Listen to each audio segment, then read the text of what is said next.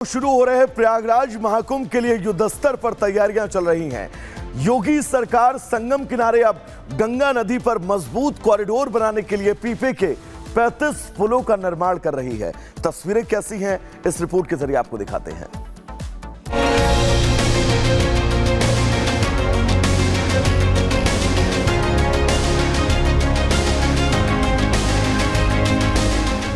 के प्रयागराज में अगले साल होने वाले महाकुंभ के लिए तैयारियां तेजी से चल रही हैं। नए साल में 13 जनवरी से शुरू हो रहे महाकुंभ के लिए पूरी संगम नगरी में काम युद्ध स्तर पर जारी है। चाहे वो कुंभ स्थल पर भव्य टेंट सिटी का निर्माण हो या फिर गंगा किनारे दूसरे इंतजाम हो, महाकुंभ के लिए योगी सरकार के सभी विभाग पूरी ताकत से जुटे हुए हैं। माना जा रहा है कि आस्था के सबसे बड़े पर्व में करीब 40 से 50 करोड़ श्रद्धालु दुनिया भर से आने वाले हैं, जिन्हें बेहतरीन सुविधाएं और हमेशा के लिए याद रखने वाला अनुभव देने के लिए कोई कसर नहीं छोड़ी जा रही है। तस्वीरें प्रयागराज के गंगा स्थल की हैं, जहां महाकुंभ के लिए गंगा नदी पर अस्थायी पीपा का पुल बनाया जा रहा है, जो कि बड़ी संख्या में आने वाले श्रद्धालुओं के मद्देनजर तैयार किए जा रहे हैं। साथ ही गंगा जी के किनारे मजबूत कॉरिडोर का निर्माण भी हो रहा है। कर्मचारियों की देखरेख में लेबर यहाँ पर लगातार काम कर रहे हैं। पीपा का पुल काफ़ी मजबूत बना है, क्योंकि इस पे लगातार जो श्रद्धालु होते हैं उनका आना जाना होता है, और जो सिंगल जो बाइक होती है वो भी इस पीपा के पुल पर चलती है, तो इसलिए काफ़ी मजबूत इसका आधार होता है। आप देख सकते हैं कि किस तरह से पीपा का पुल है, उसके बाद एक मजबूत लोहे का एक सपोर्ट दिया गया है, फिर मजबूत लकड़ियाँ रखी गई हैं और दोनों तरफ से तार लगा के इसको रोका जाएगा, ताकि कोई भी श्रद्धालु जब गंगा को जब इस पार से उस पार जाएंगे तो वो कहीं इस जल में न गिरे।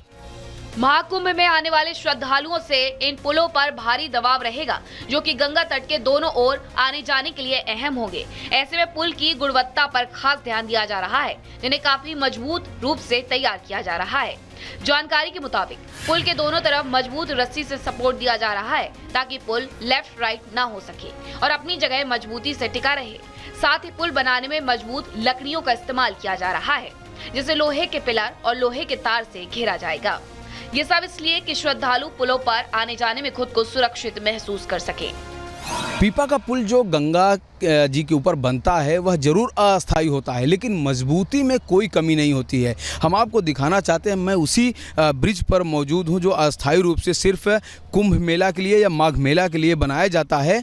आप देख सकते हैं कि किस तरह की मजबूती है। हालांकि जब कुंभ आता है, अर्ध कुंभ आता है, तो जो इसकी गुणवत्ता होती है वो काफ़ी मजबूत होती है, क्योंकि श्रद्धालुओं का जो तांता है वो काफ़ी बड़ा होता है। लगभग 40 से 50 करोड़ दुनिया भर के श्रद्धालु यहाँ पर पहुँचने वाले हैं त्रिवेणी संगम प्रयागराज में। साथ ही महाकुंभ से पहले अगले महीने प्रधानमंत्री नरेंद्र मोदी भी प्रयागराज दौरे पर आने वाले हैं। इस दौरान पीएम मोदी हजारों करोड़ों की सौगात भी देंगे। संगम नगरी में अगले साल होने वाले महाकुंभ के लिए तैयारियां जोर शोर से चल रही हैं, जहां स्थानीय प्रशासन से लेकर तमाम सरकारी विभाग पूरी तरह से जुटे हुए हैं। Bureau report, Republic Bharat. तो दर्शकों, दिव्य और भव्य कुंभ की तैयारियों की तस्वीर अब आपने देखी। आगे बढ़ेंगे, जहां पर घाटी में अब एनआईए के सख्त एक्शन की बात करेंगे। दरअसल घाटी के रियासी और डोडा समेत कई ऐसे इलाके हैं जहां पर अब एनआईए छापेमारी कर रही है, और आतंकियों की घुसपैठ कराने वाले लोगों पर अब एनआईए का हंटर बहुत जल्द चलने वाला है। रिपोर्ट आपको दिखाते हैं।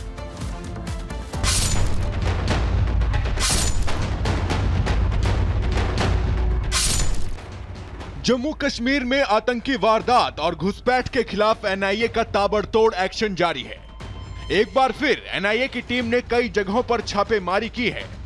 एनआईए का यह एक्शन घाटी में घुसपैठ को लेकर हुआ है, जहां पिछले कई दिनों में आतंकी घटनाएं सामने आ चुकी हैं, जिसके बाद से ही आतंक के खिलाफ सुरक्षा बलों और एनआईए का एक्शन तेज हो चुका है। जम्मू कश्मीर के 5 जिलों में अलग अलग जगहों पर एनआईए ने रेड की है। डोडा, किश्तवाड़, रामबन, रियासी, उधमपुर में यह छापेमारी चल रही है।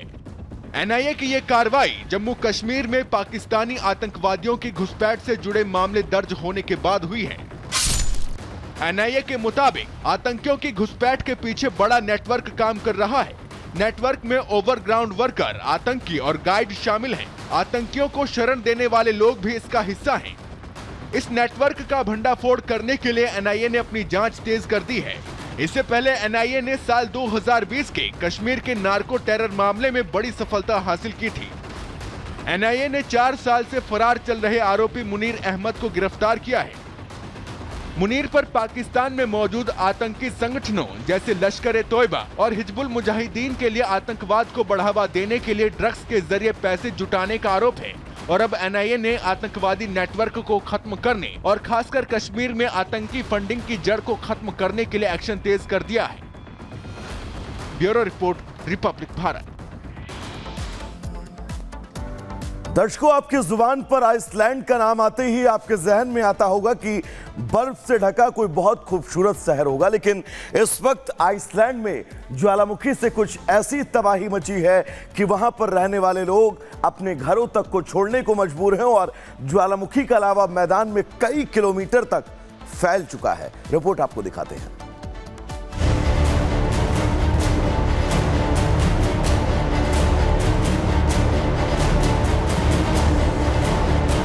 आइसलैंड में लावा की ये लपटें आपने पहले भी देखी हैं। आइसलैंड में ज्वालामुखी का ये लाइव तांडव आपने पहले भी देखा है, क्योंकि यहां की राजधानी रिकवेक में ये पहली बार नहीं है जब एक ज्वालामुखी में विस्फोट हुआ, बल्कि यहां तो बीते लगभग 11 महीने में 7 बार इस ज्वालामुखी ने अपनी गूंज से इलाके की जमीन को दहलाया है। आइसलैंड की राजधानी रिकवेक में एक बार फिर ज्वालामुखी विस्फोट हुआ।